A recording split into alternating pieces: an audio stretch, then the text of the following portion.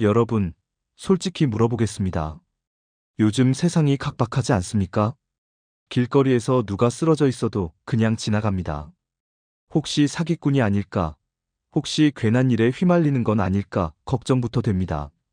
뉴스를 보면 더 심합니다. 사람이 사람을 속이고 해치고 이용합니다.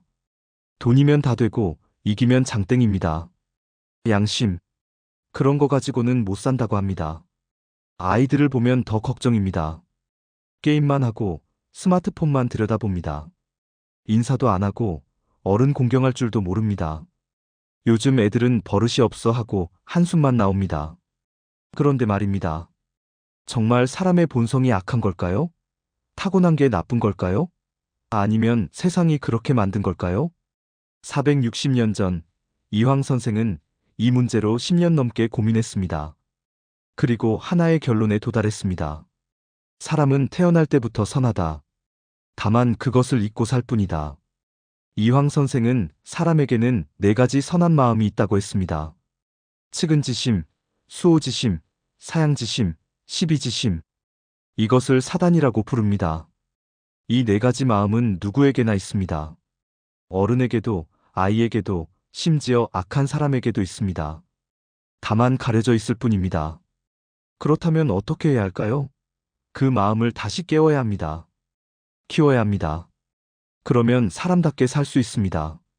오늘 제가 여러분께 소개할 내용은 특별합니다. 이황 선생이 평생 연구하고 실천했던 사단 공부입니다. 마음을 선하게 키우는 구체적인 방법입니다. 이것은 460년 전 이야기가 아닙니다. 지금도, 오늘도 필요한 공부입니다. 자, 그럼 시작하겠습니다. 먼저 사단이 무엇인지 이해하려면 이황 선생이 왜 이 문제에 매달렸는지 알아야 합니다. 이황 선생이 54살 되던 해의 일입니다. 기대승이라는 젊은 학자가 편지를 보내왔습니다. 그 편지에는 이런 질문이 담겨 있었습니다. 선생님, 사단과 칠정은 어떻게 다릅니까? 모두 마음에서 나오는 것인데 왜 구분해야 합니까? 이황 선생은 답장을 썼습니다. 기대승은 다시 질문했습니다. 이렇게 편지가 오고 갔습니다. 한두 통이 아니었습니다. 무려 8년 동안 수십 통의 편지가 오갔습니다. 이것이 유명한 사단칠정 논쟁입니다. 대체 무슨 이야기였을까요? 사단은 네 가지 선한 마음입니다. 측은, 수호, 사양, 시비. 이것은 본성에서 나옵니다. 누구에게나 있습니다. 칠정은 7가지 감정입니다. 기쁨, 노여움, 슬픔, 두려움, 사랑, 미움, 욕심. 이것은 기질에서 나옵니다. 사람마다 다릅니다. 문제는 이것입니다. 칠정이 사단을 가린다는 것입니다. 화가 나면 착한 마음이 사라집니다. 욕심이 생기면 양보하는 마음이 없어집니다. 두려우면 용기가 나지 않습니다. 이황 선생은 고민했습니다. 어떻게 하면 사단을 지킬 수 있을까? 어떻게 하면 칠정에 휘둘리지 않을 수 있을까? 8년의 논쟁 끝에 이황 선생은 답을 찾았습니다. 사단을 키워야 한다. 날마다 연습해야 한다. 그러면 칠정에 흔들리지 않는다. 그리고 그는 제자들에게 구체적인 방법을 가르치기 시작했습니다. 이황 선생은 62살에 이렇게 말했습니다. 사단은 씨앗과 같다. 누구에게나 있다. 하지만 키우지 않으면 싹이 나지 않는다. 날마다 물을 주고 가꿔야 한다. 그러면 큰 나무가 된다. 오늘 우리가 배울 것은 바로 그 방법입니다. 어떻게 사단을 키울 것인가? 어떻게 선한 마음을 지킬 것인가? 첫 번째 마음은 측은지심입니다. 측은지심은 불쌍히 여기는 마음입니다. 남의 고통을 보면 마음이 아픈 것입니다. 맹자는 이런 예를 들었습니다. 우물가에서 아이가 놀고 있다. 그 아이가 우물에 빠지려 한다. 이것을 본 사람은 누구나 깜짝 놀라며 달려간다. 아는 아이든 모르는 아이든 상관없다. 그냥 달려간다. 이것이 측은지심이다. 이황 선생은 이 구절을 제자들에게 수없이 읽어줬습니다. 그리고 물었습니다. 너희들도 그런 마음이 있는가? 제자들은 대답했습니다. 예, 있습니다. 이황 선생은 다시 물었습니다. 정말인가? 길에서 거지를 보면 어떤 마음이 드는가? 제자들은 당황했습니다. 솔직히 거지를 보면 피하고 싶은 마음이 먼저 들었기 때문입니다. 이황 선생은 말했습니다. 그것이 문제다. 우물에 빠지는 아이는 돕고 싶은데 거지는 피하고 싶다. 왜 그런가? 측은지심이 약해졌기 때문이다. 맞는 말입니다. 우리에게는 분명 측은지심이 있습니다. 하지만 자꾸 약해집니다. 세상을 살면서 무뎌집니다. 처음에는 불쌍한 사람을 보면 마음이 아팠습니다. 하지만 자꾸 보다 보면 익숙해집니다. 그러다 나중에는 아무 느낌이 없어집니다. 이황 선생은 이것을 경계했습니다. 측은지심이 사라지면 사람이 아니다. 짐승과 다를 바 없다. 그렇다면 어떻게 측은지심을 키울 수 있습니까? 이황 선생의 방법은 간단했습니다. 첫째, 남의 고통에 관심을 가져라. 이황 선생은 60살이 넘어서도 동네를 자주 돌아다녔습니다. 마을 사람들의 형편을 살폈습니다. 저 집은 아이가 아프다더라. 가서 문병해야겠다. 저 집은 농사가 잘 안 됐다더라. 쌀을 좀 보내줘야겠다. 작은 일이었지만 이황 선생은 빠뜨리지 않았습니다. 제자들은 이런 모습을 보며 배웠습니다. 둘째, 직접 도와라. 이황 선생이 65살 때의 일입니다. 동네에 불이 났습니다. 한 집이 다 타버렸습니다. 그 집 식구들이 길거리에 앉아 울고 있었습니다. 이황 선생은 그 모습을 보고 집으로 돌아왔습니다. 그리고 제자들에게 말했습니다. 우리 집 쌀을 가져가라. 그리고 옷도 몇 벌 가져가라. 저 사람들에게 주고 오너라. 제자들이 물었습니다. 선생님, 우리도 넉넉하지 않은데 괜찮습니까? 이황 선생은 단호하게 말했습니다. 우리는 배고프지 않다. 저 사람들은 지금 당장 먹을 것이 없다. 누가 더 급한가? 이황 선생은 말로만 가르치지 않았습니다. 직접 행동으로 보여줬습니다. 셋째, 상상하라. 이황 선생은 제자들에게 이렇게 말했습니다. 남이 고통받는 것을 보면 내가 그 자리에 있다고 상상해보라. 그러면 마음이 움직인다. 실제로 이황 선생은 자주 이런 연습을 시켰습니다. 네가 만약 저 거지라면 어떤 기분이겠는가? 네가 만약 저 병든 사람이라면 어떤 마음이겠는가? 처음에는 어색했습니다. 하지만 자꾸 하다 보니 익숙해졌습니다. 그리고 정말로 측은지심이 살아났습니다. 이황 선생은 68살에 이런 글을 남겼습니다. 측은지심은 인의 시작이다. 남을 불쌍히 여기는 마음이 있으면 사랑하는 마음도 생긴다. 이것이 사람다운 삶의 첫걸음이다. 여러분도 오늘부터 연습해 보십시오. 누군가 힘들어하는 모습을 보면 그냥 지나치지 마십시오. 잠시 멈춰 서십시오. 그리고 생각해 보십시오. 저 사람은 지금 어떤 기분일까? 내가 저 자리라면 어떨까? 이것만으로도 충분합니다. 측은지심이 살아납니다. 두 번째 마음은 수호지심입니다. 수호지심은 부끄러워하는 마음입니다. 잘못을 저지르면 부끄럽고 악한 것을 보면 미워하는 마음입니다. 이황 선생은 이것을 아주 중요하게 여겼습니다. 왜일까요? 부끄러움을 모르면 사람이 아니다. 짐승도 새끼를 지키기 위해 싸운다. 하지만 부끄러움을 아는 것은 오직 사람뿐이다. 맞는 말입니다. 부끄러움은 사람만의 감정입니다. 잘못을 저질렀을 때 부끄러운 것, 남에게 피해를 주었을 때 미안한 것, 양심에 어긋나는 일을 했을 때 괴로운 것, 이것이 수호지심입니다. 문제는 요즘 이 마음이 점점 약해진다는 것입니다. 잘못을 해도 태어납니다. 들키지만 않으면 된다고 생각합니다. 남에게 피해를 줘도 나만 손해 안 보면 돼 합니다. 이황 선생은 이것을 가장 경계했습니다. 수호지심이 없으면 금수와 같다. 부끄러움을 모르면 사람의 길에서 벗어난다. 그렇다면 어떻게 수호지심을 키울 수 있습니까? 이황 선생의 방법입니다.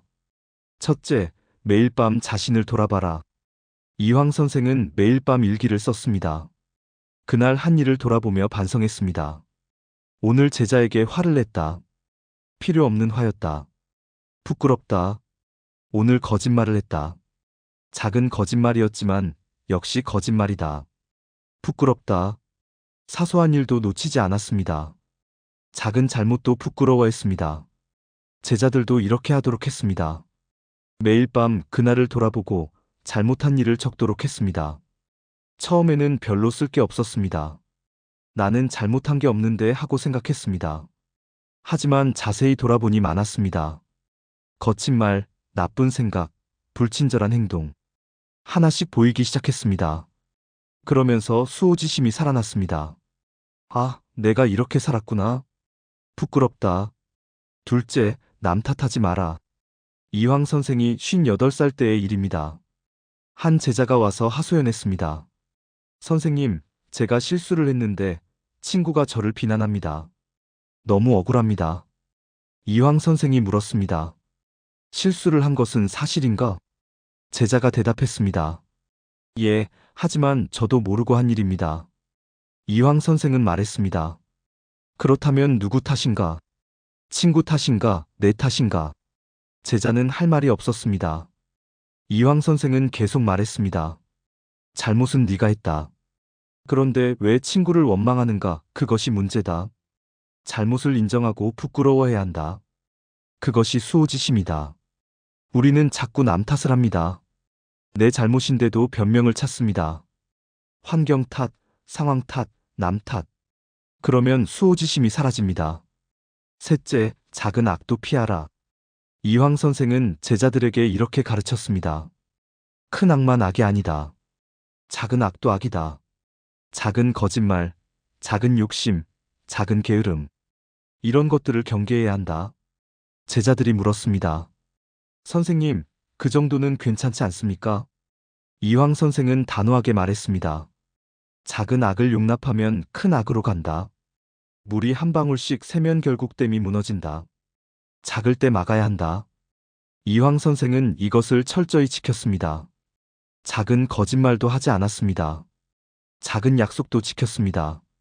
작은 일에도 최선을 다했습니다. 제자들은 그 모습을 보며 배웠습니다. 이황 선생은 67살에 이렇게 썼습니다. 수호지심은 의의 시작이다. 부끄러움을 알면 옳은 것을 행한다. 부끄러움을 모르면 악으로 치닫는다. 여러분도 오늘부터 해보십시오. 매일 밤 자신을 돌아보십시오.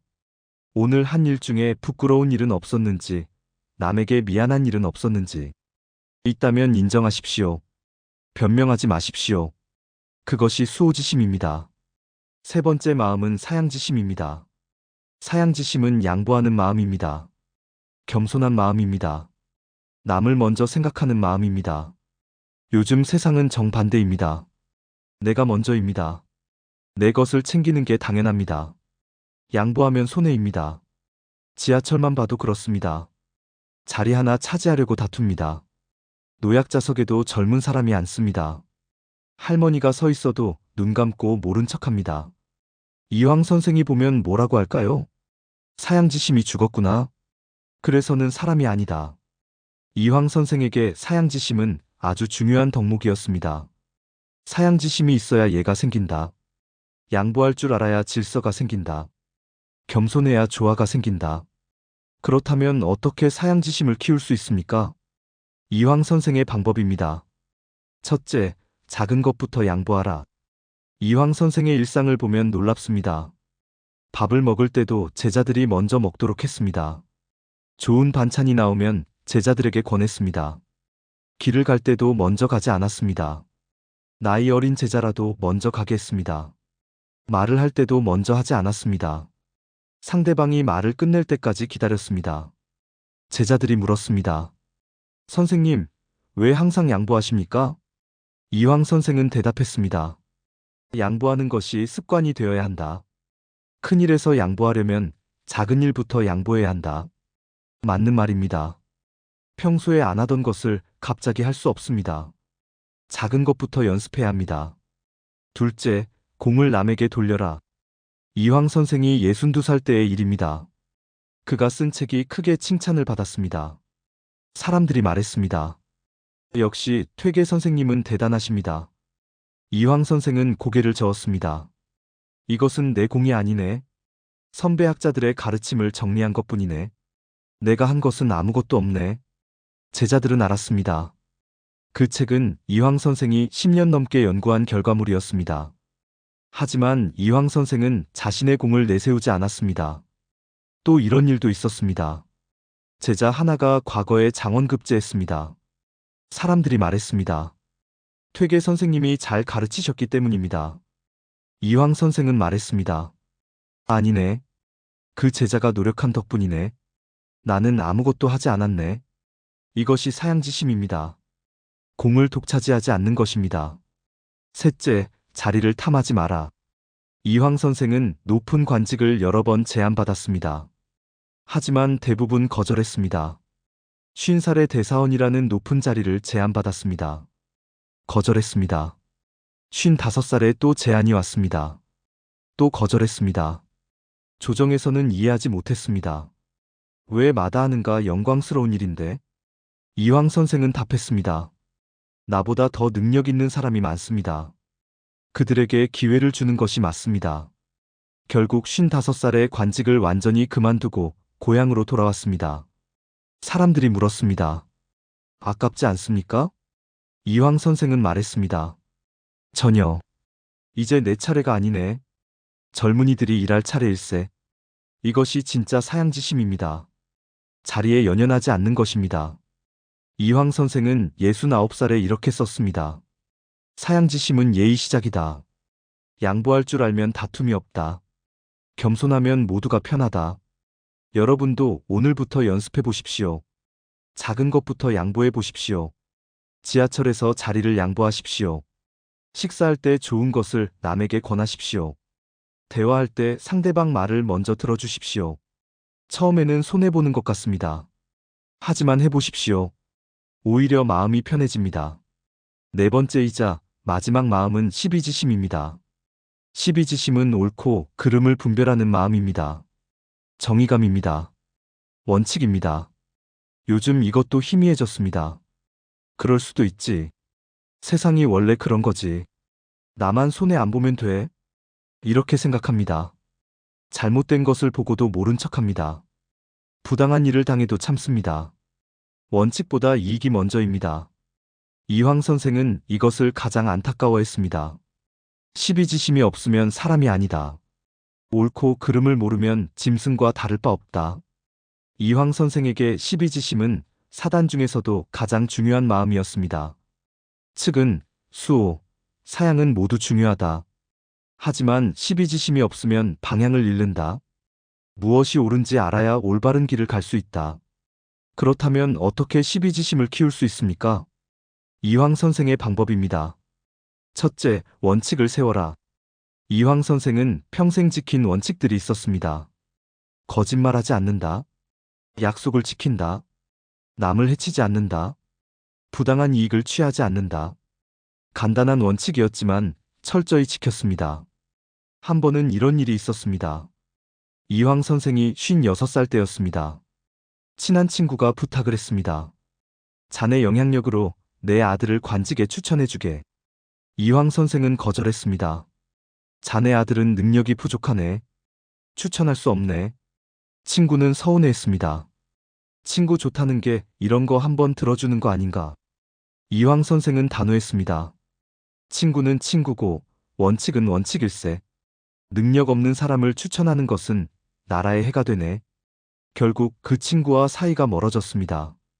하지만 이황 선생은 후회하지 않았습니다. 둘째, 불의를 보면 침묵하지 마라. 이황 선생은 관직에 있을 때 여러 번 상소를 올렸습니다. 잘못된 정책을 비판하는 글이었습니다. 주변 사람들이 말렸습니다. 괜히 미움만 살 텐데 그냥 넘어가십시오. 이황 선생은 말했습니다. 잘못된 것을 보고 침묵하는 것은 공범이다. 말해야 한다. 결국 미움을 샀습니다. 정적들이 생겼습니다. 하지만 이황 선생은 물러서지 않았습니다. 미움을 사는 것은 두렵지 않다. 양심을 저버리는 것이 더 두렵다. 제자들은 이런 모습을 보며 배웠습니다. 옳은 것은 두려워하지 말고 말해야 한다는 것을. 셋째, 타협하지 마라. 이황 선생이 53살 때의 일입니다. 조정에서 큰 논쟁이 있었습니다. 외척 세력이 권력을 남용하는 문제였습니다. 많은 관리들이 침묵했습니다. 괜히 나섰다가 화를 입을까봐 두려워했습니다. 하지만 이황 선생은 달랐습니다. 직접 상소를 올렸습니다. 외척의 횡포를 정면으로 비판했습니다. 주변에서 말했습니다. 조금만 완곡하게 표현하십시오. 그렇게 직설적이면 위험합니다. 이황 선생은 고개를 저었습니다. 진실을 왜 완곡하게 말하는가? 잘못은 잘못이다. 분명히 말해야 한다. 결국 외척에 미움을 샀습니다. 하지만 이황 선생의 정직함에 많은 사람들이 감동했습니다. 넷째, 작은 불의도 용납하지 마라. 이황 선생의 제자 중 한 명이 작은 거짓말을 했습니다. 다른 제자를 보호하기 위한 선의의 거짓말이었습니다. 이황 선생은 그 제자를 불렀습니다. 그리고 엄하게 꾸짖었습니다. 제자가 항변했습니다. 선생님, 친구를 도우려고 한 일입니다. 이황 선생은 말했습니다. 친구를 돕는 것은 좋다. 하지만 거짓말로 돕는 것은 안 된다. 작은 불의를 용납하면 큰 불의로 간다. 제자는 깨달았습니다. 목적이 좋다고 해서 수단이 정당화되는 것은 아니라는 것을. 이황 선생은 66살에 이렇게 썼습니다. 시비지심은 지의 시작이다. 옳고 그름을 분별할 줄 알아야 지혜롭다. 분별하지 못하면 어둠 속을 헤맨다. 여러분도 자신에게 물어보십시오. 나는 원칙이 있는가? 그 원칙을 지키고 있는가? 불의를 보면 어떻게 하는가? 침묵하는가? 아니면 말하는가? 작은 것부터 시작하십시오. 작은 거짓말을 하지 마십시오. 작은 약속을 지키십시오. 작은 불의에도 아니다라고 말하십시오. 그러면 시비지심이 살아납니다. 이제 정리해 보겠습니다. 사단, 4가지 선한 마음. 측은지심 남을 불쌍히 여기는 마음. 수호지심 부끄러움을 아는 마음. 사양지심 양보하고 겸손한 마음. 시비지심 옳고 그름을 분별하는 마음. 이 4가지는 누구에게나 있습니다. 타고났습니다. 다만 가려져 있을 뿐입니다. 어떻게 깨울 수 있습니까? 이황 선생의 답은 명확합니다. 매일 연습하라. 이황 선생은 60살이 넘어서도 매일 이 공부를 했습니다. 아침에 일어나면 스스로에게 물었습니다. 오늘은 어떻게 측은지심을 실천할 것인가? 오늘은 무엇을 부끄러워해야 하는가? 오늘은 무엇을 양보할 것인가? 오늘은 어떤 원칙을 지킬 것인가? 그리고 하루를 보냈습니다. 밤이 되면 다시 돌아봤습니다. 오늘 측은지심을 실천했는가? 오늘 부끄러운 일은 없었는가? 오늘 양보했는가? 오늘 원칙을 지켰는가? 매일 이렇게 점검했습니다. 70살까지 한 번도 거르지 않았습니다. 제자들도 똑같이 하도록 했습니다. 처음에는 어색했습니다. 하지만 1달, 2달 하다 보니 익숙해졌습니다. 그리고 신기한 일이 벌어졌습니다. 제자들이 변했습니다. 화를 잘 내던 제자가 차분해졌습니다. 욕심 많던 제자가 만족할 줄 알게 됐습니다. 이기적이던 제자가 남을 배려하게 됐습니다. 제자들이 물었습니다. 선생님, 왜 이렇게 달라진 걸까요? 이황 선생은 웃으며 대답했습니다. 사단이 자랐기 때문이네. 씨앗이 싹을 틀고 자라는 것처럼 너희 마음속 선한 씨앗이 자란 것이네. 이황 선생은 이렇게 가르쳤습니다. 사단은 씨앗이다. 하지만 저절로 자라지 않는다. 물을 주고 햇빛을 쬐어야 자란다. 마찬가지로 사단도 날마다 연습해야 자란다. 구체적인 방법을 알려드리겠습니다. 아침 5분 오늘의 다짐. 아침에 눈을 뜨면 5분만 시간을 내십시오. 그리고 생각하십시오. 오늘 누구를 도와줄 수 있을까? 측은지심. 오늘 어떤 잘못을 하지 말아야 할까? 수호지심. 오늘 무엇을 양보할 수 있을까? 사양지심. 오늘 어떤 원칙을 지켜야 할까? 시비지심. 하나씩이라도 좋습니다. 구체적으로 생각하십시오. 점심 5분 중간 점검. 점심시간에 잠시 멈추십시오. 그리고 오전을 돌아보십시오. 오전에 사단을 실천했는가? 실천했다면 스스로를 칭찬하십시오. 못했다면 오후에 다시 도전하십시오. 저녁 5분 하루 반성. 하루를 마무리하기 전에 5분만 시간을 내십시오. 그리고 노트에 적으십시오. 오늘 사단을 실천한 일. 오늘 사단을 실천하지 못한 일. 내일 더 잘할 방법. 간단하게 3줄만 적으면 됩니다. 이것만 하십시오. 하루 15분입니다. 한 달만 해보십시오. 분명 변화가 느껴질 것입니다. 이황 선생이 69살 되던 해의 일입니다. 한 제자가 물었습니다. 선생님, 평생 공부하셨는데 무엇을 깨달으셨습니까? 이황 선생은 잠시 침묵하다가 대답했습니다. 사단이 전부였네. 이 네 가지 마음을 지키는 것이 사람의 도리였네. 다른 것은 필요 없었네. 그리고 덧붙였습니다. 사람은 태어날 때부터 선하다. 다만 살면서 그것을 잊을 뿐이다. 다시 깨우면 된다. 그것이 내가 평생 한 공부였네. 이황 선생은 69살에 세상을 떠났습니다. 제자들이 모여들었습니다. 모두 슬퍼했습니다. 하지만 이황 선생은 평온했습니다. 마지막 순간에 제자들에게 이렇게 말했습니다. 슬퍼하지 마라. 나는 평생 사단을 따라 살았다. 후회가 없다. 너희들도 그렇게 살아라. 사단을 잊지 마라. 그리고 조용히 눈을 감았습니다. 제자들은 선생님의 가르침을 평생 잊지 않았습니다. 그리고 그들의 제자들에게도 전했습니다. 그렇게 460년이 흘렀습니다. 지금 우리에게도 그 가르침이 필요합니다. 세상은 각박합니다. 경쟁은 치열합니다. 살기가 팍팍합니다. 그럴수록 더욱 필요합니다. 사단이 필요합니다. 남을 불쌍히 여기는 마음, 부끄러움을 아는 마음, 양보하고 겸손한 마음, 옳고 그름을 분별하는 마음. 이 네 가지만 있으면 됩니다. 이것만 지키면 사람답게 살 수 있습니다. 여러분, 오늘부터 시작하십시오. 아침에 일어나면 다짐하십시오. 오늘 하루 사단을 실천하며 살겠다. 누군가 힘들어하면 도와주십시오. 측은지심입니다. 잘못을 하면 인정하십시오. 수호지심입니다. 좋은 것이 있으면 양보하십시오. 사양지심입니다. 불의를 보면 침묵하지 마십시오. 시비지심입니다. 완벽할 필요는 없습니다. 하루에 한 번만이라도 실천하십시오. 작은 것부터 시작하십시오. 그러면 어느새 변해 있을 것입니다. 여러분 자신이 놀랄 것입니다. 아, 나도 이렇게 살 수 있구나. 나도 선하게 살 수 있구나. 이황 선생은 말했습니다. 사단은 멀리 있지 않다. 바로 내 마음 속에 있다.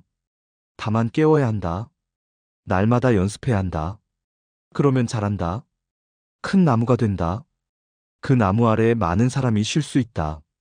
여러분의 마음속 사단을 깨우십시오. 그리고 키우십시오. 그것이 여러분을 행복하게 만들 것입니다. 여러분 주변 사람들도 행복하게 만들 것입니다. 460년 전 이황 선생이 걸었던 그 길을 여러분도 걸을 수 있습니다. 지금 이 순간부터 시작하십시오. 마음속 선한 씨앗에 물을 주십시오. 햇빛을 쬐어 주십시오. 그러면 반드시 자랍니다. 아름다운 나무가 됩니다. 그것이 사단의 힘입니다. 그것이 사람다운 삶입니다. 오늘 하루 사단과 함께 하십시오. 오늘의 이야기가 좋으셨다면 구독과 좋아요 부탁드립니다. 다음 시간에도 깊은 사색으로 찾아뵙겠습니다. 감사합니다.